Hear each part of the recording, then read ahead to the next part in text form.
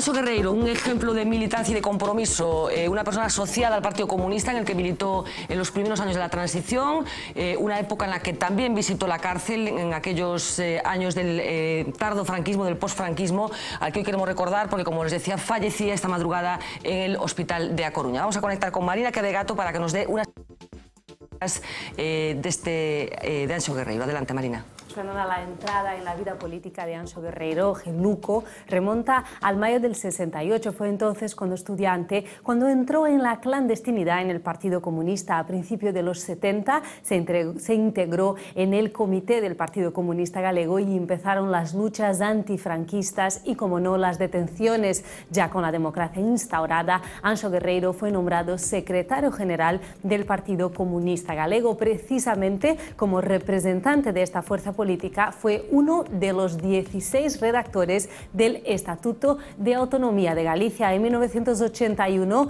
fue el primer y único diputado del Partido Comunista Galego que representó en el Parlamento de Galicia. Partidario del eurocomunismo, Anxo Guerreiro fundó en 1985 Esquerda Galega y volvió a hacer varios intentos sin éxito de llegar al Hórreo. Vuelve a la primera línea política cuando Esquerda Galega se presenta a las elecciones en coalición con el PSDG. Estamos en el año 1997 y Anxo Guerreiro vuelve a la vida parlamentaria. Al terminar la legislatura, muchos de sus compañeros lo consideraban como el diputado más brillante de los últimos años. Guerreiro llegó a ser candidato a la Xunta por Esquerda Galega, pero los malos resultados lo llevaron a dimitir y esa formación acabó disolviéndose. Fernanda. Pues gracias, Marina. Hoy hemos buscado valoraciones de la figura de Guerreiro, muy presente hasta hace muy poquito en la vida pública, porque, como ya se ha comentado, era analista de la actualidad, participaba habitualmente en tertulias de diferentes medios de comunicación. Por ejemplo, hemos hablado con Camilo Nogueira. El foi un dos loitadores contra o franquismo, a partir do Partido Comunista. Tuvo a intelixencia de apoiar a demanda do Estatuto de Autonomía, como Cataluña e Euskadi, aducindo que foran aprobados os estatutos durante a Segunda República. É a única pegada da Segunda República que hai na Constitución actual. Eu estaba con él, lóxicamente, compartindo os seus ancellos.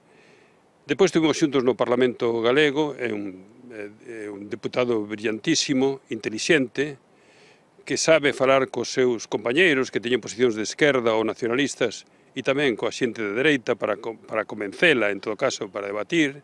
El foi importantísimo. Cando o Estatuto de Autonomía estaba embarrancado, Ceferino Díaz, que xa desapareceu, eu e el, estábamos nas Cortes, atentos ao que facían os diputados. Nós non tiñamos representación, pero el e Ceferino si tiñan de partidos irmáns. E cando nos dimos conta que o Estatuto que estaban facendo era contrario ás nosas necesidades, de alguma forma avisamos aquí e iso provocou ou contribuiu a provocar unhas manifestacións inmensas, de centos de miles de persoas que desminten por sí mismas a idea de que en Galicia non hai entusiasmo polo autogoberno. Eu creo que contribuiu a crear esta realidade. A realidade aínda non nos gusta esta realidade, pero é moito mellor que cando saímos do franquismo e diríamos a capacidade de loita social en Galicia non ten casi parangón no Estado español, como se demostra estes días, incluso en moitos sentidos, e trátase de aprender del para ver como podemos construir unha política distinta en Galicia, que é do que carecemos neste momento. Bueno, construir unha política distinta, plantexaba Camilo Nogueira e falaba tamén dese momento que Camilo Nogueira e o propio Anxo Guerreiro estaban en Madrid asistindo a esa idea que tiñan en Madrid o que tiña que ser o Estatuto Galego, que eles foron os que mandaron recado aquí, que como consecuencia dese recado, montouse a que se montou. Sí, o famoso Estatuto do Aldraxe, as manifestacións do Aldraxe, que foron justamente unha reacción frente a un estatuto, o primeiro estatuto devaluado que quería facer a UCD, e a UCD daqui quería, pero non quería, había elementos aí medio galeguistas, que logo foron Coalición Galega, que non estaban moi a favor, Meilán Gil xogou ali un papel tamén, e efectivamente foi o aviso, como recorda Camilo, o que mobilizou a miles de personas, eu recordo que aqueles días estaba en Santiago. Pero chamativo, non? Que nese momento a capacidade que tiña unha idea tan Bueno, porque a idea era moi forte. Non era nada abstracta, hai que recordar que o 4 de Nadal dunhos anos antes, houbera unhas manifestacións que tamén salían aí na imaxen de centos de milleiros de persoas na Coruña, en Vigo, a de Vigo fora espectacular, que reclamaban un estatuto. Xa, pero ti pensas que hoxe a xente, os galegos son convocados a unha manifa, iba a decir, polo estatuto, a xente sairía... Non, porque aquel era un momento... non foi polo estatuto. Aquel era un momento fundacional. Non, pero a manifestación non foi polo estatuto. Foi contra o estatuto. A manifestación foi contra o maltrato que se lle estaba dando a Galicia. Contra o Aldraxe. E isto é o que moviliza. Había crespóns. Non, estou falando... Os axuntamentos fixeron un autobús que puxo o Axuntamento da Estrada, que non era isto un axuntamento, supoño que era un axuntamento do UCD, supoño, estou casi convencido que era daquela un axuntamento do UCD. A manifestación foi contra o maltrato que recibira Galicia, e iso é o que moviliza a población.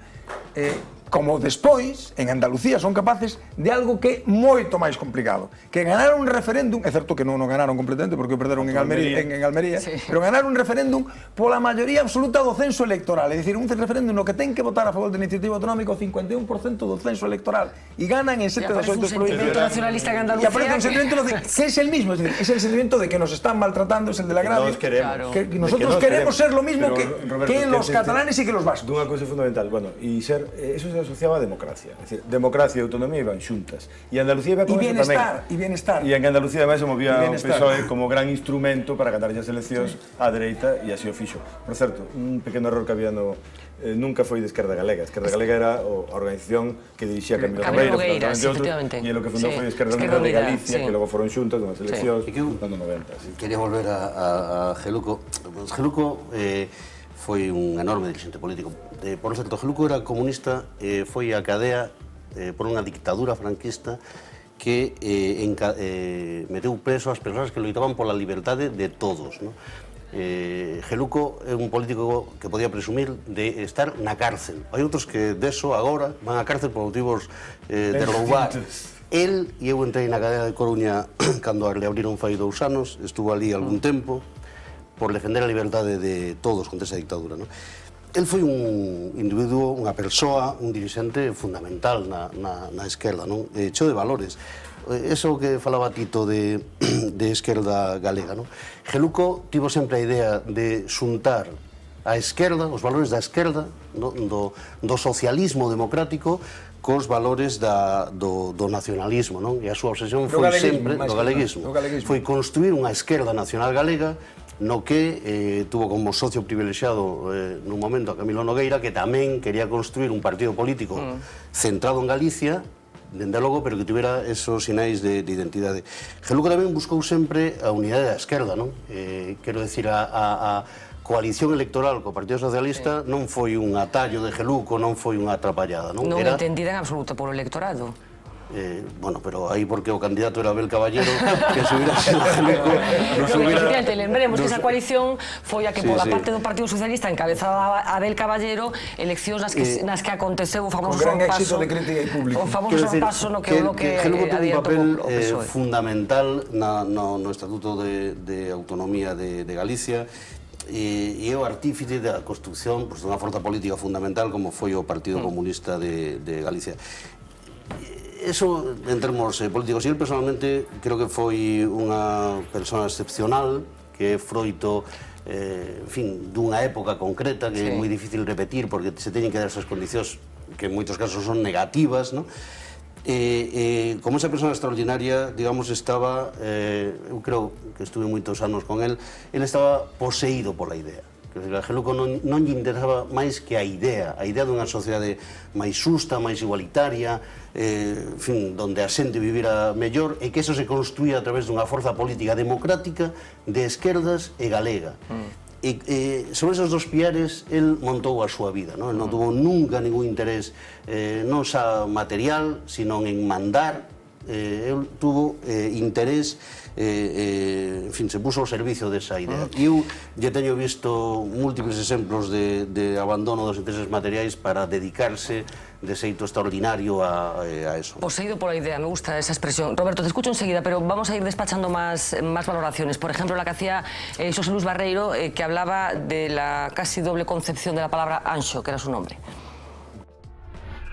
Eu recordo a dous anxos completamente distintos, porque tiña unha facilidade extraordinaria para transformarse de cando estaba na relación personal a cando se subía á tribuna. Na relación personal era un bendito, era unha persona moi afable, moi colaboradora, moi agradable, non? Parecería que nunca salira de Xermade ou da súa aldea de Lugo, non? Cando se subía á tribuna, transformábase absolutamente, parecía Lenin. Tiña daquela unha maneira, un tipo de oratoria con aqueles bigotes grandes e tal, e unha ampulosidade moi grande que parecía outra persona totalmente distinta. Certo que sempre era agradable.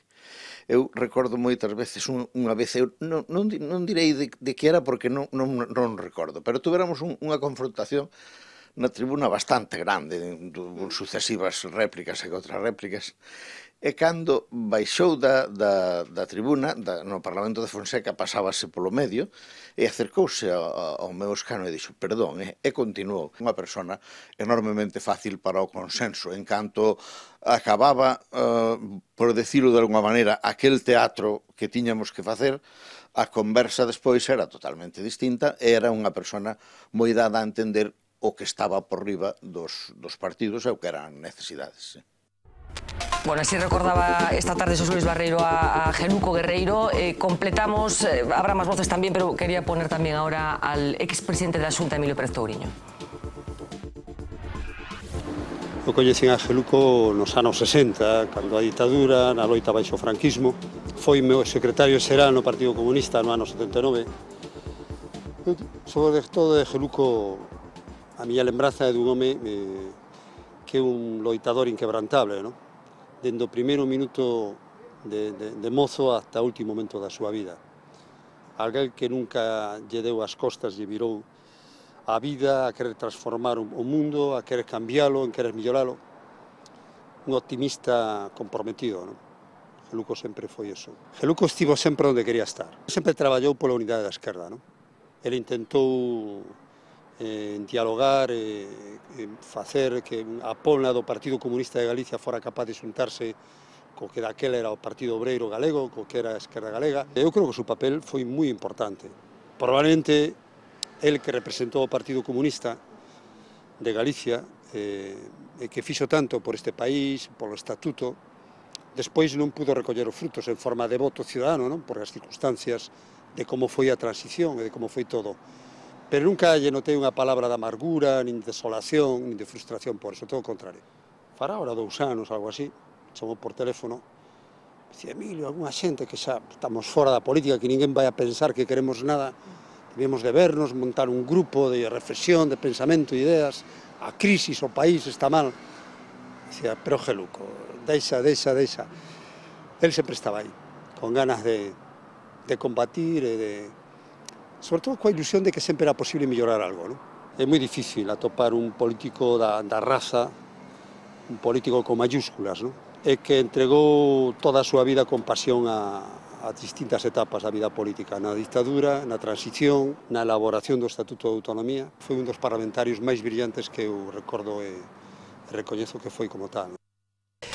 Bueno, palabras para a vía V de Emilio Pérez Touriño. Roberto, ¿o símbolo dunha época? Sí, no, sin duda alguna.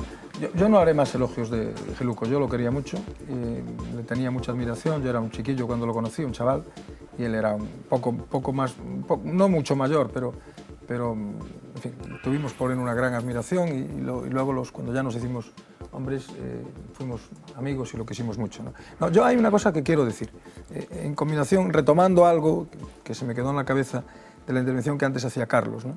Vamos a ver, hay una diferencia esencial entre el comunismo y el fascismo, y es importante subrayarla, ¿no? El fascismo no tiene más que una cara mala. El fascismo es una cara, solo hay una cara del fascismo, del nazismo, que es la cara de la barbarie.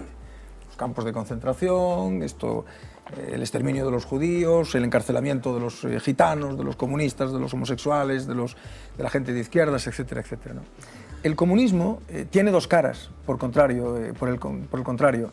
Hay un comunismo, diríamos, realizado históricamente, que es una catástrofe histórica inconmensurable, es el comunismo del estalinismo, es el comunismo de los países del este, es Honecker, es Ceausescu, etc. Esa es una cara del comunismo, una cara terrible, de una dictadura brutal y sanguinaria como la dictadura fascista, pero hay otra cara, que es la cara de la lucha por la libertad, es decir, cosa que no ocurre en el caso del fascismo. Es decir, el Partido Comunista Italiano y el Partido Comunista Francés y el Partido Comunista Español, incluso cuando no eran eurocomunistas, incluso cuando defendían los regímenes del Este, pensando equivocadamente que aquellos regímenes eran regímenes que iban a generar libertad y liberación, en fin, cuando ya era perfectamente obvio que no era así, esos partidos hicieron una contribución esencial a la lucha por la libertad en Europa en la época de la Segunda Guerra Mundial. Es decir, esto no entender que el Partido Comunista de España es una pieza fundamental en la lucha por la libertad de España, es no entender la historia de España. El Partido Comunista de España, en donde militaban muchos comunistas y gente que no eran comunistas en el sentido de que no tenían ningún interés en defender al comunismo, que lo que estaban era luchando, en mi caso, por la libertad, por la democracia. Esto es una pieza fundamental en la lucha por la libertad. Yo he conocido comunistas españoles, pero he conocido comunistas italianos, he conocido a la hija de uno de los líderes de la resistencia italiana, el portugués, por ejemplo, el comunista portugués, con Cuña. Es decir, que yo insisto mucho en esto, es decir, ahí el fascismo solo tiene una cara. También de las aportaciones ideológicas del comunismo al estado del bienestar, por ejemplo. Por supuesto. ¿No? Por ejemplo. No, el Partido Comunista de España es el primer partido que teoriza la reconciliación nacional. Es el primer partido que habla de reconciliación nacional, de que hay que acabar con el espíritu de la guerra civil. Todo italiano fichó primero. Bueno, el Partido Comunista Italiano no, pero me refiero en el caso de España. Entonces, todo ese bagaje está dentro, toda esa historia está dentro del bagaje del comunismo. A ver, Carlos, os pido por favor brevemente las intervenciones porque quiero todavía poner alguna cosa más. O profesor Blanco fala de dous comunismos, un comunismo malo, que sería o das dictaduras totalitarias, e un comunismo bon que casualmente coincide onde os comunistas non mandaban. É dicir, por iso non puderon facer o mal que fixeron onde nos outros lugares que mandaban. Evidentemente, onde había unha ditadura de dereitas, o comunismo loitaba en contra desa ditadura e, desde logo, o Partido Comunista xogou un papel moi relevante na luita antifranquista.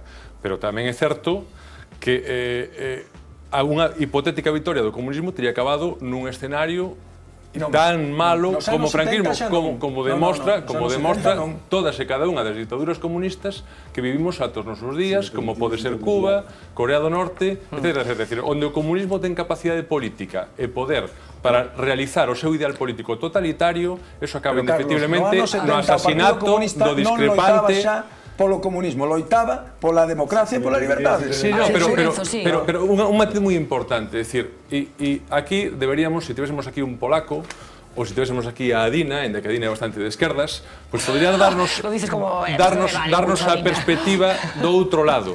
Darnos a perspectiva do outro lado. No se puede decir con más brutalidad que lo he dicho yo. Es una catástrofe histórica inconmensurable, el comunismo real. Inconmensurable. Claro, entón, na miña opinión, a diferencia está no poder que teñen uns, é dicir, no poder que tiña Ceausescu, no poder que tivo Stalin, en ausencia de poder que tivo os comunistas españoles. Hay de comunistas que gobiernan y estoy pensando ahora, por ejemplo, o de excomunistas, estoy pensando, por ejemplo, en el actual presidente de Uruguay, que procede de un partido comunista como eran los Tupamaros y está gobernando en estos momentos en Uruguay, ¿no? Eu creo que o asunto é sempre moito máis complicado, moito máis complexo, e, en fin, non fala Manolo, falou por el, que non pertencen a esa corrente, pero que xa antes de que gobernen os comunistas, ou cando empezan a gobernar, hai escisións entre trotskistas e stalinistas, hai diferentes versións do leninismo, hai os que gobernan e os que non gobernan. Que se matan entre eles, na Guerra Civil Española se matan entre eles. Hai comunistas utópicos, igual que hai socialistas utópicos, antes do leninismo. Hai múltiples versións e, bueno, en América Latina además teñen versións, incluída de Lula, incluída do actual presidente de Uruguai, que son diversas. E é evidente que o comunismo stalinista foi unha catástrofe inconmensurable. Vamos, non cabe ninguna dúbida ao respecto. E tamén é evidente, tamén é certo que dices ti, si só nos quedamos neso. É dicir, que aqueles partidos comunistas europeos que non gobernaron, e é un pouco que decía Roberto, por exemplo, me permito intermediar, foron artífices da loita pola liberdade. Semprún no Partido Comunista francés, no Partido Comunista Italiano, todos os partisanos, e empezando por ninguén, Togliatti, que é o que inventa a reconciliación nacional coa amnistía do 45, despois en España é evidente que non eran comunistas.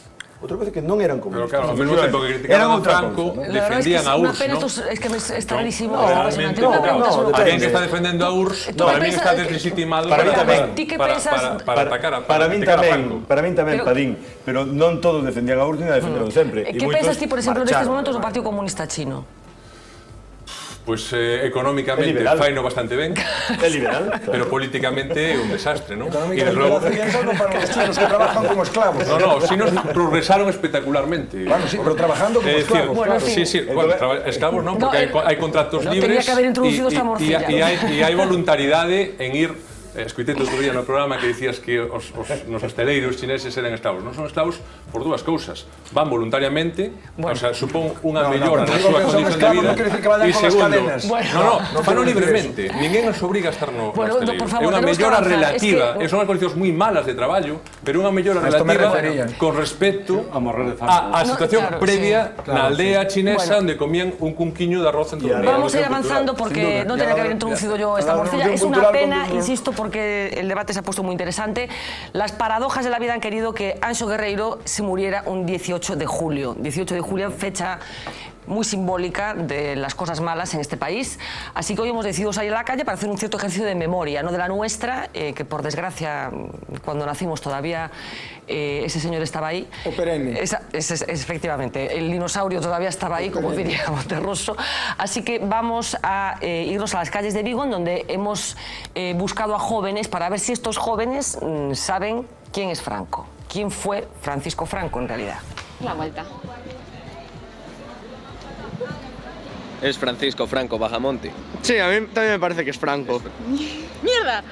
Don Paco. Sí, yo creo que también es Franco. Sí. Me salía Adolfo. Y yo diciendo, no es Adolfo. No, era de Galicia. Y... Franco era un general del ejército español que durante el golpe que se produjo fue uno de los generales junto a Mola y otros cuantos que participaron en el golpe de Estado. Era moi baixiño. Dícese que tiña só un testículo, pero bueno. El dictador, ¿no? Es un dictador, era. De derechas. Lo que hizo fue perseguir a todos los revolucionarios de España y mientras tanto también apoyó a Hitler y Hitler le apoyó a él. Participou na guerra civil no bando dos fascistas e gañou e instaurou unha dictadura en España. Y hizo que hubiera crisis. Cuando se murió dejó el poder a su hijo, pero el hijo no quiso seguir con la dictadura y se transformó en democracia. Fue nombrado general con 30 años, así que nacería sobre 1890 o por ahí. Yo apuesto la de nacer por el 1908. Hasta el 50 y algo, creo. No, más por el 70. 60, más por el 70, 80. 1990 y algo, no sé. Por una parte, mi abuela, que no le gusta nada, dice que, bueno, que fue un dictador, que oprimió al país, etc. Y mi otra abuela dice que, bueno, que trajo la paz a España, la estabilidad. Las profesoras de historia. En los tiempos que estaban, que lo pasaron muy mal. Que hizo muchos males. También hay la gente que dice que hizo mucho bien a España. Muchas. Franco no ganó en ninguna elección. Ninguna. Supongo que una, ¿no? No sé. Bueno, esta era una pregunta trampa que introducíamos aí en el cuestionario. Lourenzo, sorprendido ou non? Non, en absoluto. Levo corregido moitos exámenes, dirixido moitos traballos, moitos exámenes de selectividade. Ao revés, estou positivamente sorprendido. É dicir, os que estudiaron historia saben e, en fin, ubican, incluso atinou prácticamente con o nacemento, o sea que ben. O que pasa é que eu creo que para min é moi satisfactorio o que escuitei, logo cometen errores como cometen cando falan de astronomía ou de física ou da lei da gravedade, me imagino. No, pero sí que presento eso, a que di, a miña avoa di unha cousa e outra avoa di a outra cousa. Eso é normal. O que pasa é que eu creo que hai que ter en conta unha cousa, que a memoria do franquismo foi a que se impuxo. É dicir, o franquismo son 40 anos de Ministerio de Información nunha dictadura, de Radio Nacional Única, de Axencia F. Es decir, todo eso que ainda existe foi creado ali, a televisión. Es decir, todo foi creado para controlar. Es decir, tú podías facer calquera cousa. Solo non podían ter nada que ver coa política. Non podías emitir. Pero podías facer política, co sexo, ca diversión. Por suposto, home, quer decir. No. Digo desde o punto de vista. Nos anos 70. No. Non falo da moral. Non falo da moral. No, a partir do comportamento era distinto, do emprendemento, da actividade, presentabas unhas oposicións, é dicir, a partir dos anos 60, eso era así. E de feito, moita xente que foi represaliada e que non puido canalizar a súa iniciativa política, despois, de feito, foron grandes empresarios, e, en fin, me salen 2 ou 3 nomes que non vou a pronunciar, non? E que me consta que é así. E hai xente que ten un pasado descoñecido coñecido. Foi moi activo políticamente na súa xuventude na República, incluso nos primeiros anos do franquismo, e logo se dedicou a empresa. Pero solo das cousas máis... Rapidísimo. Moi rápido, non moi rápido. Digo que a súa memoria se impuxo hasta o seguinte, é dicir, foi capaz de utilizar a idea de reconciliación do Partido Comunista para facer a transición co olvido. E foi capaz, ademais, de impoñer unha idea que todos temos na cabeza, non? É dicir, todos falamos do primeiro franquismo. E o segundo, calé? O segundo nin se chama segundo, se chama desarrollismo, anos 60, década protixiosa, eso a partir do ano 69, de feito, non? A mí me gustaría, además, decir outra cousa, que salía aí, e me parece moi importante, non? Esa relación do franquismo e o fascismo. É dicir, o que empeza a pasar, cando en Badajoz ametrallan a 1000 personas, e os nazis que están ali como colaboradores o ven, ainda lles faltan 2 anos para o Kristallnacht. E 4 anos para outras cousas. Cando se destrue Guernica e Durango, ainda faltan 2 anos para bater en Inglaterra. É dicir, todo empeza aquí. E todo se empeza...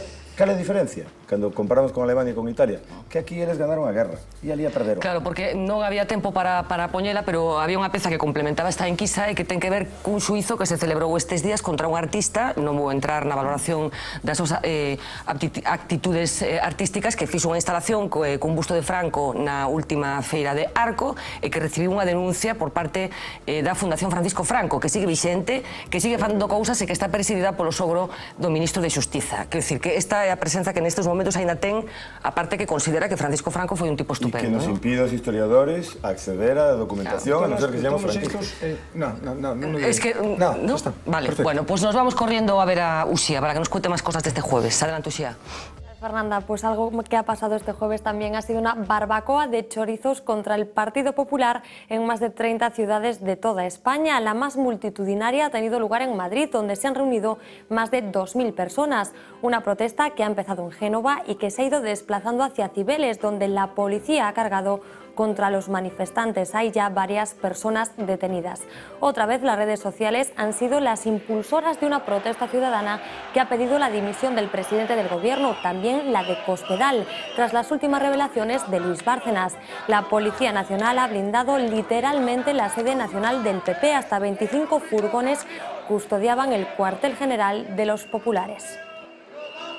Pero no solo en Madrid han discurrido estas movilizaciones, también frente a las sedes del Partido Popular de muchas ciudades gallegas. Hemos visto ciudadanos indignados con lo que está pasando. Representación numerosa en A Coruña, unas 300 personas se concentraban esta tarde frente al edificio de los Populares, provocando un colapso de tráfico en el centro de la ciudad. Merienda a base de chorizos que también degustaron en Ourense o Vigo. Una ola de descontento que ha viajado más allá de nuestras fronteras. Frente a la Embajada de Londres, un grupo de españoles afincados en la ciudad han lanzado gritos contra la corrupción. Un escenario no casual, porque aquí en la Embajada londinense trabaja Federico Trillo, exministro de Aznar, que también aparece en los papeles de Bárcenas. Tras más de 21 meses de cautiverio, las 2 cooperantes españolas secuestradas en Kenia han sido liberadas. En estos momentos están volando de camino a España. La ONG Médicos Sin Fronteras, a la que pertenecen, ya ha confirmado que se encuentran en buen estado de salud. Se termina así el secuestro más largo de rehenes españoles en los últimos años. Las 2 jóvenes fueron secuestradas en octubre de 2011 cerca de uno de los campamentos de refugiados más grandes del mundo. Allí trabajaban en la construcción de un hospital. Que todo vuelve también en los informativos. Televisión Española destituye a los actuales editores de sus telediarios y recupera a los de la era Urdaci. El objetivo, ganar la audiencia perdida.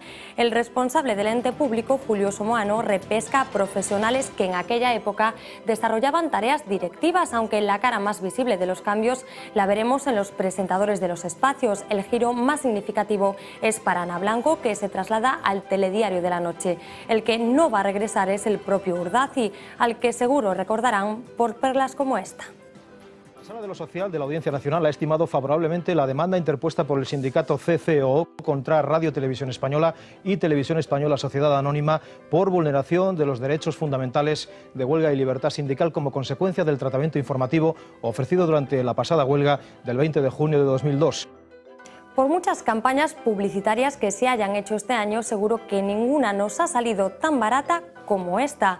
puede que los atardeceres de Galicia luzcan pronto en alguna mesilla de noche de Los Ángeles, porque el jugador de los Lakers, Pau Gasol, se confiesa enamorado de nuestros paisajes. Y es que en la aldea de su novia gallega, un pueblo del municipio lucense de Quiroga, ha pasado sus vacaciones, como viene haciendo desde hace años. Estas son algunas de las imágenes que ha colgado en las redes sociales, idílicas puestas de sol que ha querido compartir con la frase: gracias Galicia por unos días muy especiales. Sin duda, la mejor publicidad, Fernanda. Efectivamente, este señor que es todo un jugador de la NBA y que es novio, al parecer, de una chica gallega o de orígenes gallegos. En fin, jueves, Off the Record de resumen.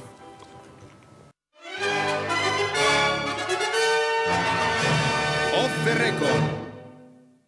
Esto de terminar los jueves a las 12 de la noche se nota, y al final de la pasada semana el cuerpo nos pedía algo calentito antes de irnos a dormir. Por ahí... Así cobasiño como estás, que no, parece no, que estás no. tomando... Por ahí, no, ¿por qué beber? Que estás tomando un leitito quente. Así cobasiño como estás, que parece que estás tomando... Por ahí, no, ¿por qué beber? Que estás tomando un leitito quente. Pero esto de trasnochar tiene sus cosas buenas y sus cosas malas. La noche es perfecta para, por ejemplo, crear el ambiente idóneo para someter a tus compañeros de mesa a un incipiente interrogatorio, estilo Hollywood. Dime una cosa antes de nada, ¿le hacemos caso al señor Bárcenas, sí o no? No. Yo te digo, ¿queremos a Bárcenas cuando dice que ese dinero era de él? ¿Lo queremos? ¡Coronel Joseph! ¡Ordenó usted el código rojo! ¿Quiere respuestas? ¡Quiero la verdad! Y entre las cosas malas está, por ejemplo, el cansancio acumulado, que puede hacernos perder la concentración. Ese repaso ímolo hacer con Marina Carregato. Adiante, Marina.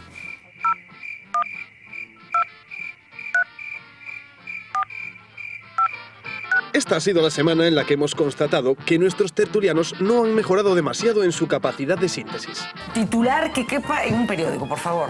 Bueno, yo creo que Pescanova es parte de la historia industrial y del presente industrial de Galicia. Estamos hablando de la segunda multinacional de Galicia, el quinto grupo pesquero mundial.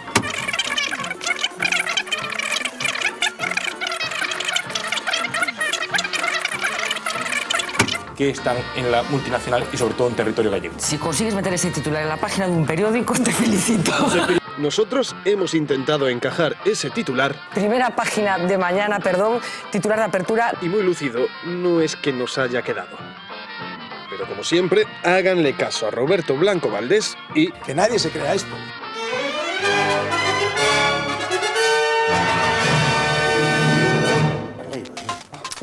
Nada, que estoy recuperándome del ataque de risa que siempre me asalta los viernes, digo, los jueves a estas horas. A ver si conseguimos que un día la gente entienda lo que es un titular y conseguimos que nos lo den. En fin, señores, que muchísimas gracias por acompañarnos esta noche. Un placer. Regresamos el próximo lunes a partir de las 10 menos 20 de la noche y ya les adelanto que la semana que viene estará un día con nosotros aquí Pepe Blanco contándonos toda esta peripecia. Sean felices.